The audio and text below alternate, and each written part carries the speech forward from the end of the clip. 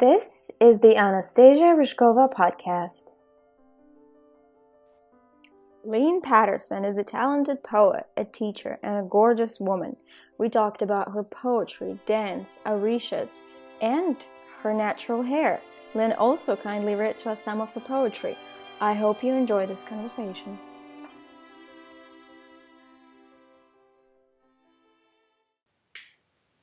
Hello, Lyn. I can't see. Okay, there we go. Camera's on. Hello, Lyn. Okay. So today we're talking to Lyn Patterson, and she is a poet and many, many other things. So tell me something about yourself. Tell me, where did you grow up? I grew up in Seattle, Washington. I lived there from the time I was a child until I was about 23 years old, and then I moved to the East Coast of the United States. Okay, so awesome. So you live out in the East Coast now? Yes, kind of. So I call myself an aspiring gypsy because most of my time is actually spent traveling. So I live in New Haven, Connecticut for anywhere from like 2 to 3 weeks of every month, and then the other like week to 2 weeks I'm traveling. And do you travel for work or for fun?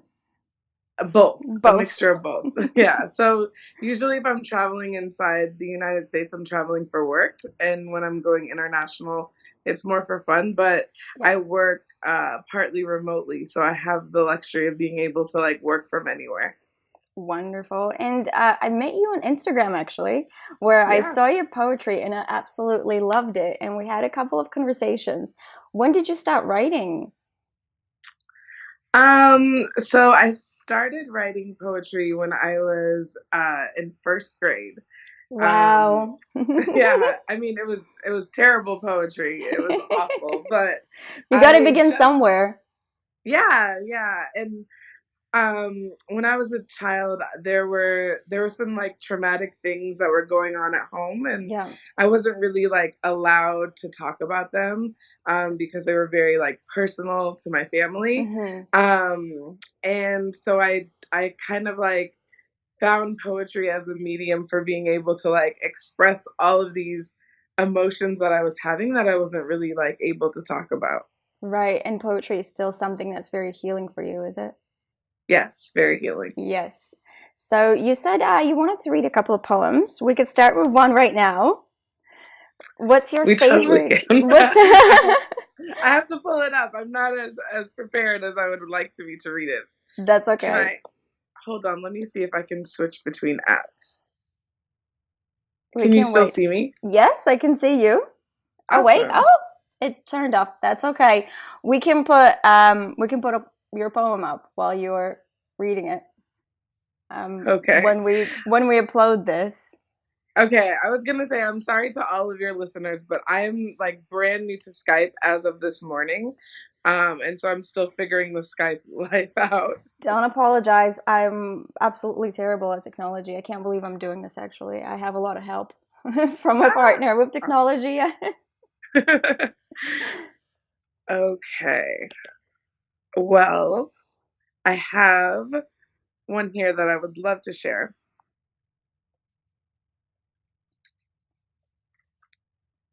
Just tell me when. Oh, when? Oh, right now. Awesome. Okay. So this poem is pretty short. It's called The Mother of All Mothers. Beautiful. I long to be as gentle as ripples, as powerful as waves, and as fluid as the sea. The end. Oh, wow. And what do you mean by mother of all mothers? I think I have an idea, but you tell me. So, something that has inspired me quite a bit in my writing is a sort of my like research in dance that has led me to discovering traditional like African religions. Yes. And so in this religion, it's called in Cuba they call it Santeria, In Brazil, they call it candomblé, and it's made its way all the way from West Africa to all of these like different Latin countries. But there's an orisha, or like a goddess, whose name is Yemaya. And for some reason, I've always like, since I've started doing this research, I've always had this like spiritual connection with Yemaya, and she's sort of like the goddess of motherhood, of healing, of water, and she's the mother of like all of the orishas, all the other gods and goddesses. Yeah.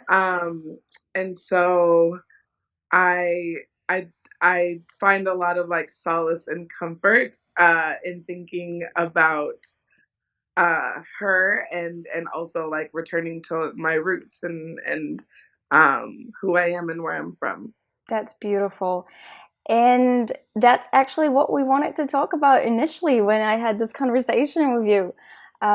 Let's go back to how you found these African dances and what are they called, and how did you find orishas through that? Yeah, I swear I'm going to be so long-winded. Awesome, beautiful. Okay. When I've been a dancer since I was like 4 years old. I started with traditional ballet, and then I got into hip hop. Okay. And when I was about 20, I started getting into like salsa and bachata, and then eventually ended up doing some like samba and other dances. So when I discovered salsa dancing, and salsa music, I was really taken with sort of like the African diaspora of the dance. I think that people like really tend to connect to like the Spanish guitar and see it as like a Spanish influenced dance and music style, but it's actually like from the drums to some of the other like rhythms, it's very much an African dance. I had no idea. So I was really taken with it because I grew up in the United States, and I just had not like, I knew our history of like being Black in America, so then to like think about being Black in like Puerto Rico and Cuba and Colombia, and like how different like those cultures can seem to be, but yet we have this like really strong connection through dance. It just like, it called to me. So I started dancing, and through just like discovering the roots and the rhythms of the dances, I then learned about the Yoruba like religion that has had a great influence in all of these countries as well. Right. Well, these African dances, they derive from the tribal communities. Is that correct? Because I've been reading a little bit about the tribal communities in Africa and mythologies and all of that. But you tell me more about that, because you probably have more knowledge about that than I do. So I don't know if I would have more knowledge about that. I think I would say I know what I know because I'm a dancer. Right. So like I know things like with my body, right? Like I've learned these like different dance moves in salsa and in samba, and then gone to like West African dance classes and felt those like same sort of movements. And so I know that many of the dances and many of the like dance styles stem from like tribal African religions. And so there's like dances for each like orisha, and each orisha is supposed to do like different things. So like when you are praying to someone for like water to come, there's like certain moves and dances that you would do. Right. And I would say like my knowledge is pretty limited to dance in that way. And so something that I'm really, really excited about is being able to do some more travel and see and learn more about the like religion and orishas themselves. So I'm going to Cuba actually in like 2 weeks, and I'm gonna go learn about rumba, which is like Cuba's. It's like Cuba's their dance style that grew sort of out of this like African religion, and again just see like what are the connections. I've gotten to go to Colombia and also like study dance and see people dancing, and same with Brazil as well. So I'm excited to continue like expanding my knowledge of how the Orishas and like the African religions have had this influence in Latin cultures. Yeah, absolutely. Tell me about those trips, Colombia and Brazil. What did you do there and what did you learn there?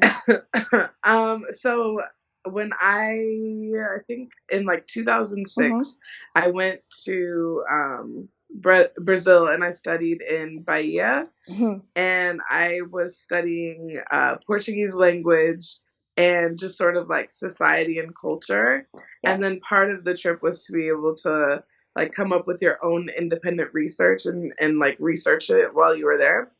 So I wonderfully got to travel all over the state of Bahia, Brazil, into a few different like towns and cities, and just see how beautiful they were, because Brazil is beautiful. Oh, I'm sure. I'd love to go.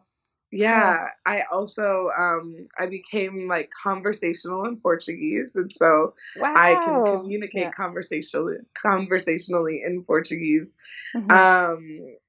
Yeah, and so it was really awesome. And then the project that I decided to study was samba, actually, which is like the national dance of Brazil.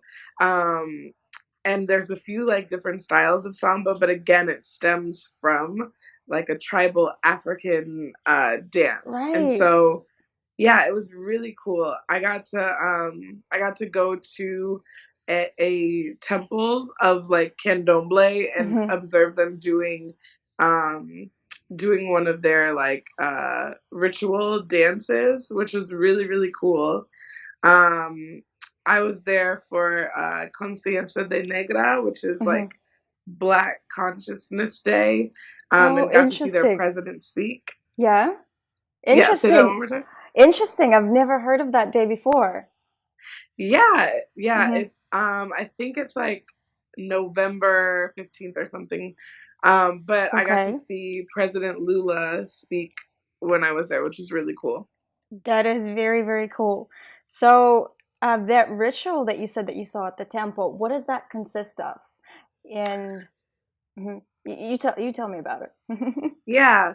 So the interesting thing about Brazil, and again, my knowledge is like pretty limited on the particulars of this, but I'll try my best to do it justice. Tell us what you know. Yeah, I'll tell you what I observed. So we showed up at temple, and like nobody was there. There was like a square, a wooden square in the middle that actually had some like Catholic like decorating on it. So the interesting thing is, in Brazil, oftentimes people who practice candomblé, or like to any degree at which they do, so even if it's just a little bit, they have sort of this system where the orishas are matched up with Catholic saints. Yes. So a lot of their like festivals and like the big like carnivals that you see where they're like dancing, they're celebrating like Catholic saints and holidays, but also like can be celebrating candomblé and celebrating orishas at the same time. So when I was there, I can't remember what festival it was, but we're standing around this like wooden sort of square, and these women walk in and they're wearing all white, of course, and I think they might have had some blue on them for like the orisha that they were celebrating. But they walk in and they were like singing and chanting and dancing, and the ceremony itself, I think I was there for an hour and I left before it ended, so it was going like well over into the hour, and they were like singing, dancing, chanting the entire time, and there's just this air of like faith and like conviction that you could just like feel when you were there. That was really cool. But I was just like incredibly grateful that they were willing to open their ceremony up for us to be able to observe it. That's interesting. Yeah, so that energy that is undescribable in words, but you can only feel it, I guess. Is that what you were talking about? Yes, yeah, it is indescribable, I would say. I mean, I think of like, I don't know if you've ever like danced for a really, really long time and almost just like gone into a trance where you feel like you're like reaching a higher level. Like I get that sometimes when I'm dancing. And I would say that like even though I wasn't a part of the ceremony, like I could feel that.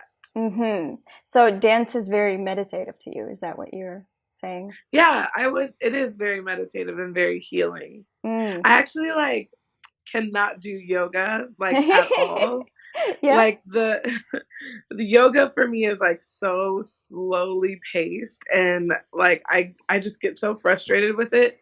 But dancing at like high levels of just dancing salsa for like 8 hours straight, like I totally can go into that meditative state where I feel like other people are trying to tell me that's what like yoga and meditation does for them. Well, I was going to ask you that because I do yoga, and one of the reasons why I was so interested in the Orisha and the things that you're interested in is because I'm quite interested in spirituality. And when I do yoga, it's very meditative for me. I push myself, but it is slow, and I do prefer it that way. But I have participated in some dancing as well, and I can see how that could be a trance experience. Oh, totally. Yeah. Where you let go of your mind. Is that the same when you write poetry? Do you blank? No? No. No, it's totally different. And I love that you asked me that question because it's making me like think more deeply about the different types of like healing that a person needs. Yeah. And I'm probably going to end up writing a poem about this. Oh, fun. Yes, please.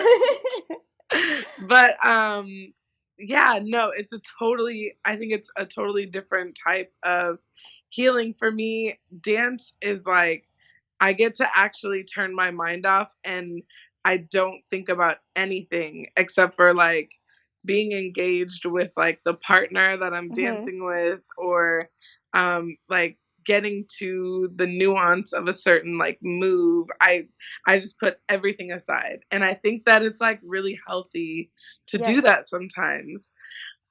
For me, when it comes to writing, I think it's like a sense of like expressing myself outwardly.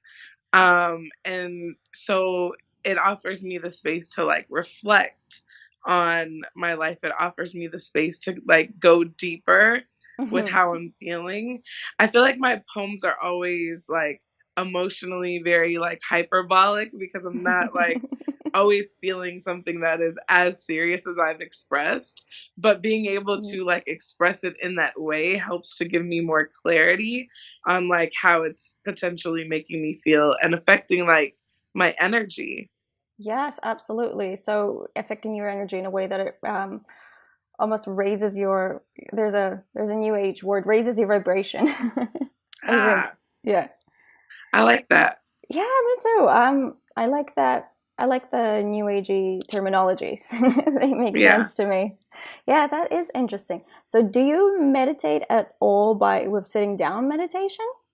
I do, yeah. So yeah, I totally do sit down and meditate. And I think the sitting down meditating has been helpful to like, because I've forgotten how to pause sometimes. And that's like so I can totally get that. Yes, definitely. Yeah, so important. But then I think it's also helped me to like verbally express myself in ways that I didn't necessarily before. So like, you know, I told you at the beginning of our conversation that growing up, I couldn't really like talk about some of the things that were going on at home. And I think that has caused me to like express myself very strongly in my poetry when it comes to my emotions. Yeah. But in my real life, I like can have so much trouble like naming my feelings for people or like being vulnerable enough to tell them that I'm feeling something. And as I've gotten older, I've come to understand that that's like not a weakness, it's a It's a strength strength. if you're Yeah. able to do that. But when, in the moment when I'm having like a heated moment with someone or I'm feeling very emotional, I tend to just like shut down and I just like, or I will like yell and scream and be angry when I'm really not angry, I'm just hurt. And just And sad, so I yeah. think meditation has totally helped me to like put better words to my feelings and also like take a quick pause in the moment to make sure that I'm really being true to my feelings and not trying to like hide them. Yeah, I know. That's interesting that you say that because it's exactly what meditation has done for me. I've always been the same way where I've been too afraid to be vulnerable in front of people and wouldn't tell people how I feel. Yeah, that's interesting. Meditation is very good. So, when did you start? Sorry, I'm jumping from topic to topic, I feel like here, but when did you start publishing your poetry? And when you say publishing, you mean like putting it on Put it on Instagram? Instagram, yeah. That's what I mean by publishing. Like, oh Putting my it gosh, out in the world. publishing is so fancy. I'm not doing that yet. Would you ever? Would you consider publishing a book? um, okay, so let me answer the first question and Yeah. then I'll answer the second. Okay, so I literally just started putting my poetry on Instagram in March. Wow, that's And funny. That's at the same time as I did. oh, that's Exactly so the same cool. Okay. time, yeah. I was like, oh gosh, I'm like so new to this. Yeah, Yeah. and I don't know why I didn't. Well, I do. There was a boy that I was liking at the time, and he told Mm. me that I should. He Mm-hmm. was reading it, and he was like, "You should share this with people." And I was like, So I did. No Yeah. longer talking to the boy, but still sharing poetry on Instagram. It's funny how sometimes people come into our lives for a reason. Right. Yeah. Yes. Yes. You're right. Yeah. Anyway, so I now have some of my poems on Instagram and I am figuring out like, if I'm going to continue doing this, it's not Yeah. going to be about a boy. So like No. why am I doing this? What do I want to get out of it? And I've been like really surprised at people's response. Like I never thought that like anyone would want to read the things that I have to say. And now I'm feeling like, you know, people have like sent me messages or left comments about how like my poetry like resonated with them or like they had an experience that was similar and this like gave them different words for it. And like that has been really, really powerful and has kept me like sharing because I also just like don't really love being connected to people all the time on technology. Yeah. So it's like pushing me in a lot of ways. I started like reading my poetry as well, which I hate the sound of my voice, so having to like put that on the Yeah. internet gave me a lot of anxiety. But again, like it has gotten a good response of people like appreciating the vulnerability. So I don't know. I don't know what I'm doing. I don't know where this is going, but we'll see what happens. I'm thinking about publishing a book, but I'm not taking it too seriously right now, and we'll see what happens with that.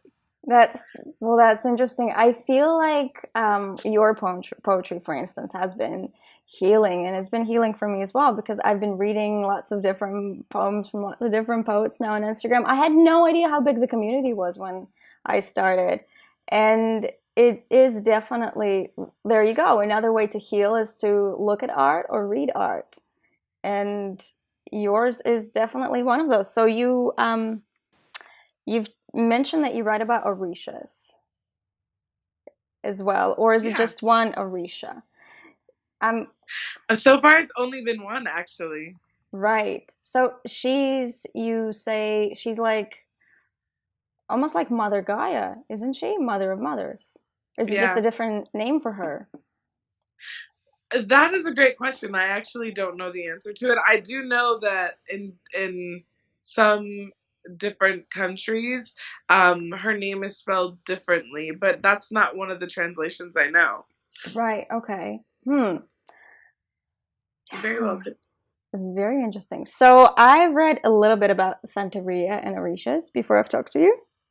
And interesting correlations between this and other religions that I've been reading and spiritual things. So there's something called Ori. Have you heard of that in the Orishas? And that's from Orisha. And is that something to do with personal destiny?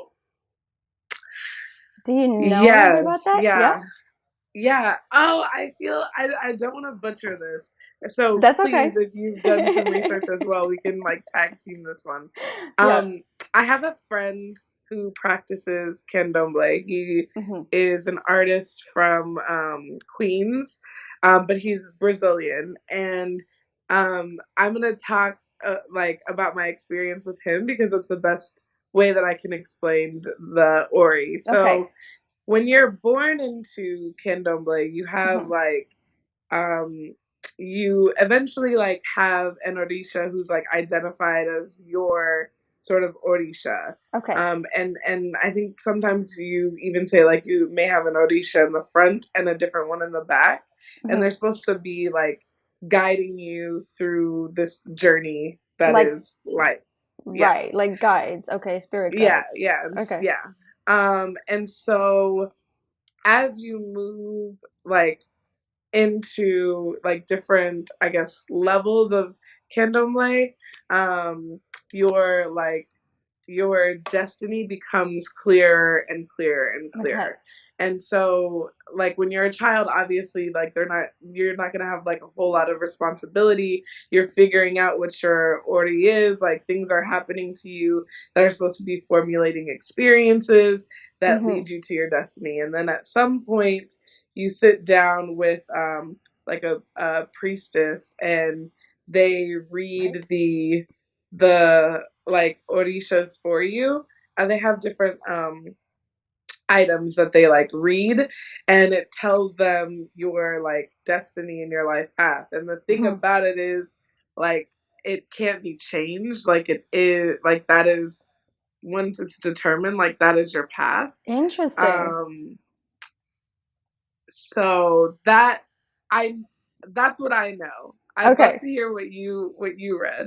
Oh, well, that's all I read. That it means personal destiny. I was just wondering if there was any free will to it, but you were saying that no, it's actually written down for you, or has it been determined for you before your birth? Is that what you're saying?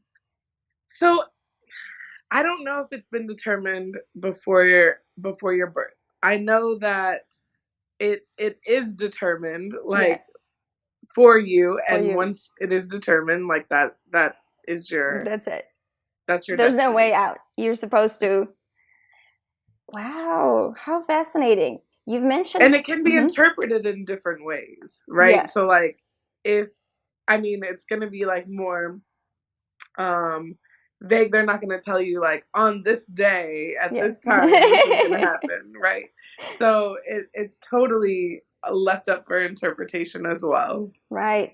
So by destiny you mean the job or the activity that you're primarily going to be doing throughout your life?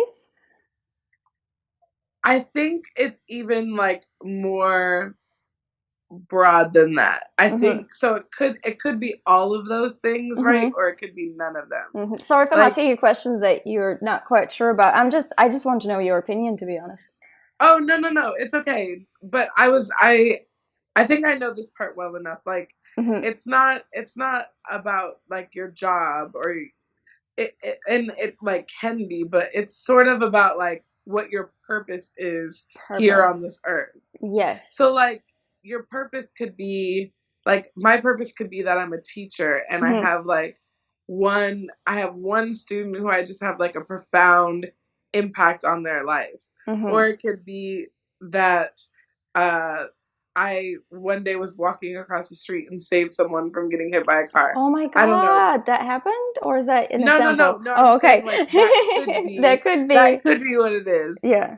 It's just more open to like interpretation, I think, than saying it's like your goal of life. I think it's more vague than that, or not vague, but more profound. Macro. Macro. Yeah.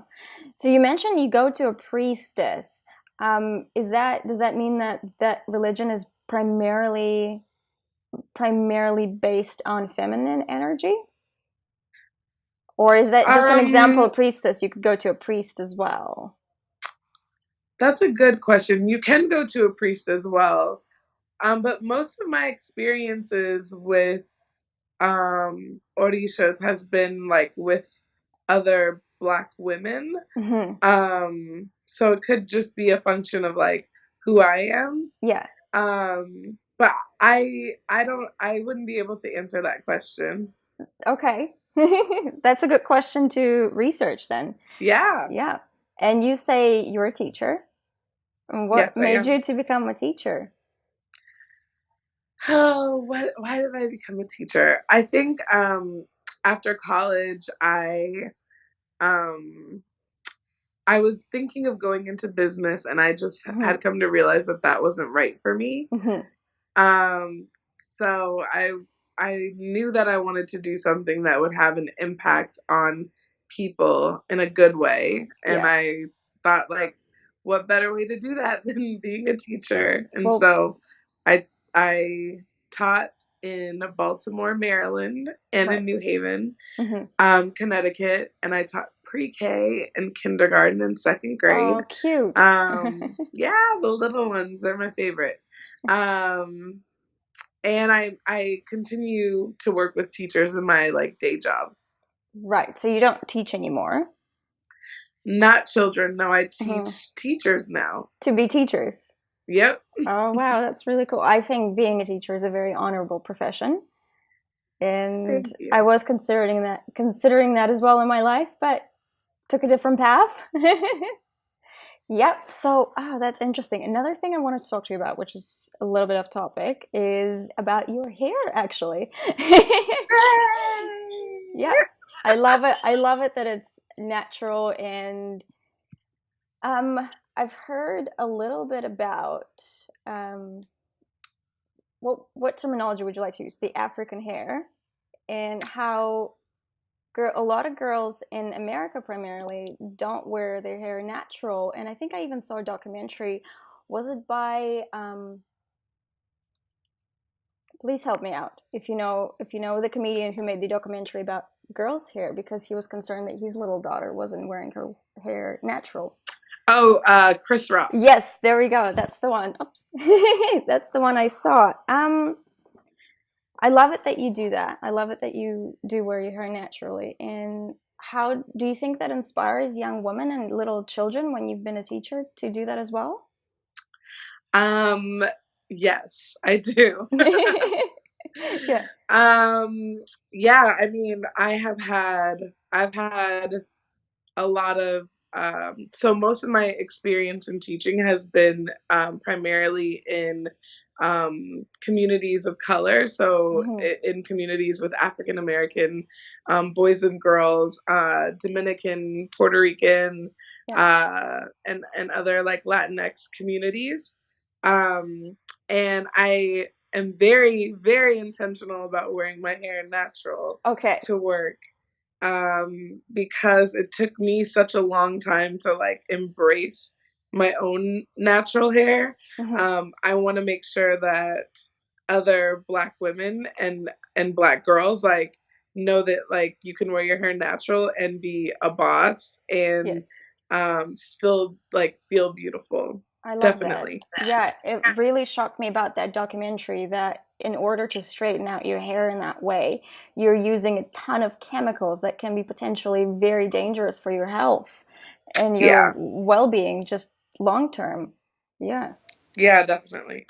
Do you have any tips and tricks on how to style it?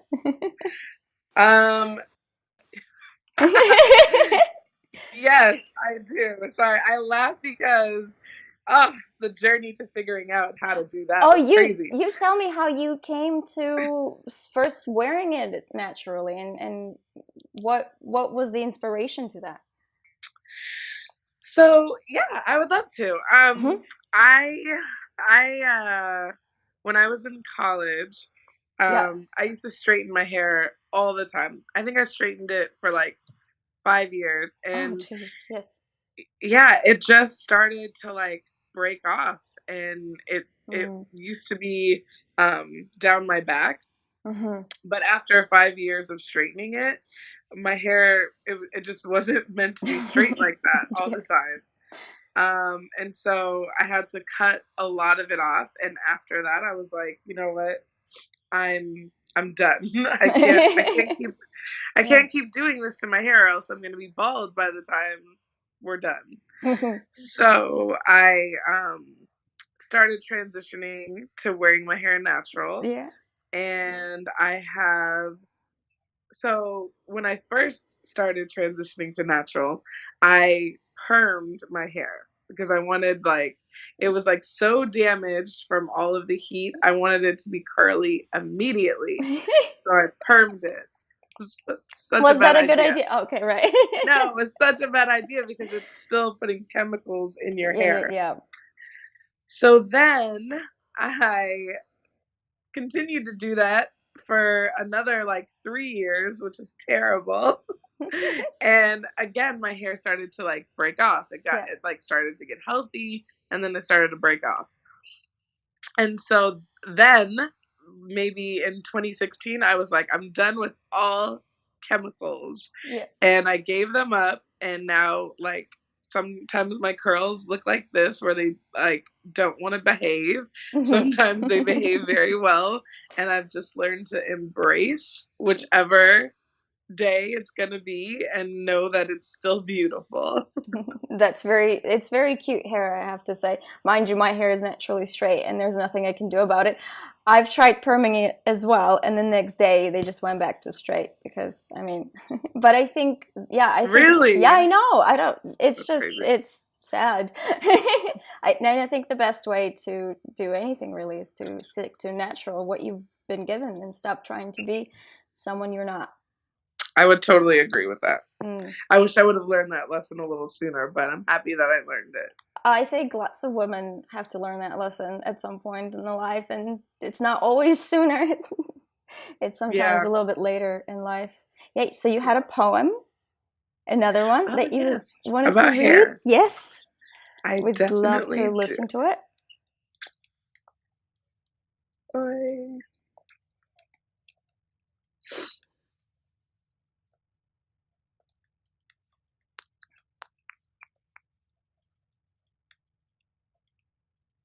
Alrighty.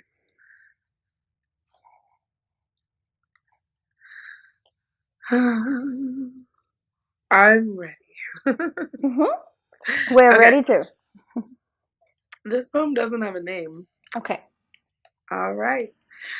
When people ask why I don't straighten my hair, I think I carry generations in my kinks and coils, love letters from ancestors embedded in my roots, a representation of everything that came before me, an affirmation for those who come after.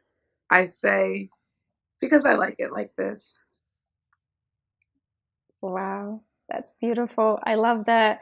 Love letters from my ancestors. That's a beautiful phraseology. I think you couldn't put it better than that. Thank you.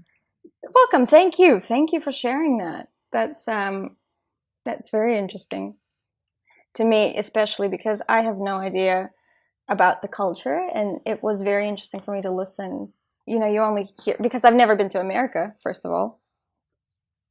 Really? I know, yeah. You've traveled quite a bit too. I've moved countries a lot. I've lived, yeah. I'm actually Russian born, and then I've lived in Japan, went to international school, hence the accent that sounds a bit American. And then I moved to New Zealand, and now I'm living in Austria. Wow, you'll have to come sometime and I would let me love know when you to. come. I would love to. I've never been to New York. My family's actually been there. My mom says New York is her. So you live in New York, is that correct? No, Around. I Oh, just live sorry. so close to New York that Yeah. I'm always in New York. Okay, right. Well, my mom said it was her favorite city in the world, and she's traveled a lot. So I have Really? to see it. Yes, I know. She loved the galleries and the um, Oh yeah, art there is. Yeah, it's a very artistic city, from what I very, understand. Yeah, very very artistic. Yeah. inspiring.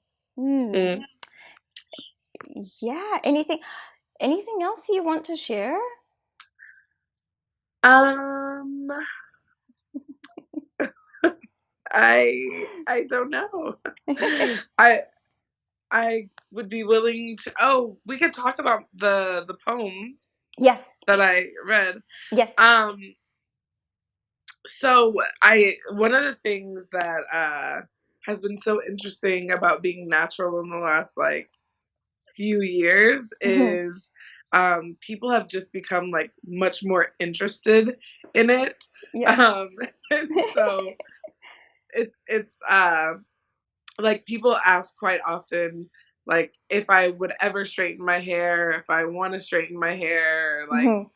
whatever the case may be. They want to know like when's the last time I straightened my hair, and I haven't put any heat in it since I decided not to, almost like a decade ago. No heat. Wow. Um, Well, that's very good and for so, your health, I'm guessing. yeah, it Yeah. is. I mean, I put chemicals in it, remember, but Oh, right. I Yep. stopped putting heat in it.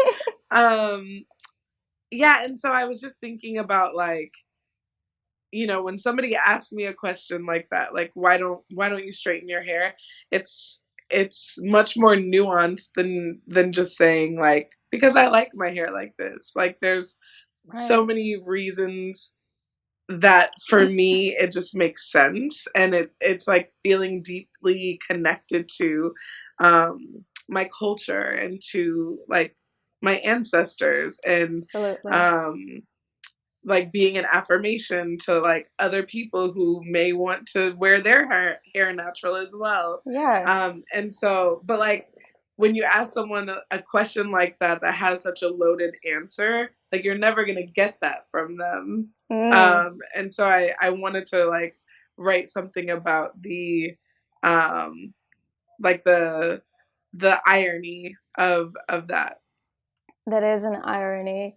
Well, you are very beautiful the way you are naturally, but you're saying there's a lot of peer pressure into um, wearing your hair straight, right? Especially around where you live, probably.